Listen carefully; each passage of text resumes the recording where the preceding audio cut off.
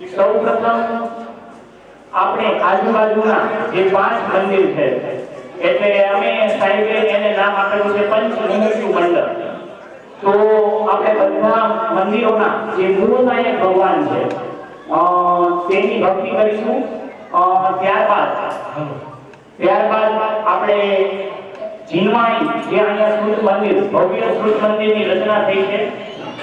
શ્રુત એટલે આપણને ખબર છે કે જે બધા આગમ જે જીનવાણી છે જે જીનેશ્વર ભગવાનના મુખેથી ગણધર દ્વારા સૌપ્રથમ જીલવામાં આવે છે અને ત્યારબાદ આચાર્યો દ્વારા આગમની રચના કરવામાં આવે છે।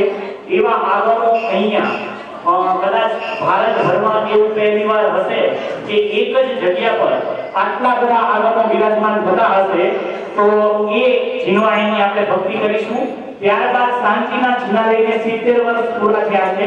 તો ત્યારે જ્યારે પંચકલ્યાણ ગુંજવાણા હશે એ તો જેને જોયા હશે એને ખબર હશે કેમ કે જ્યારે ગુરુદેવ શ્રીની પ્રત્યક્ષ હાજરી હોય અને ઈ પંચકલ્યાણ હોય એને તો કોઈ મહિમા જ અલગ હોય। સુખ સુવિધાની તો શું વાત કરવી પણ ગુરુદેવ છે ઈ ખાલી ભગવાન એમ બોલે અને આપણને બધા અંદરમાં તલ્લીન થઈ જઈએ એવી ગુરુદેવ શ્રીની વાત છે।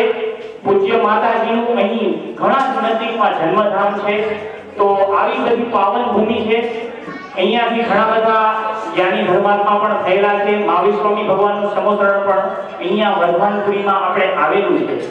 તો હવે વધુ સમય નહીં લેતા આગળ આપણે થોડી વાત કરીશું કેમ કે વાત કરવાની ભાવના એની માટે છે કે આપણે એકલું ગાયે જ જાય અને કાંઈ સમજીએ નહીં તો એમાં ભાવ પકડાતા નથી અને ભાવ પકડાતા નથી તો આપણું જે અલ્ટિમેટ કાર્ય છે એ થતું નથી।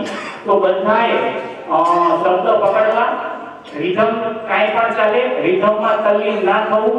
કદાચ બહારના પ્રોફેશનલ લોકો અથવા લતા મંગેશકર ગાઈ શકે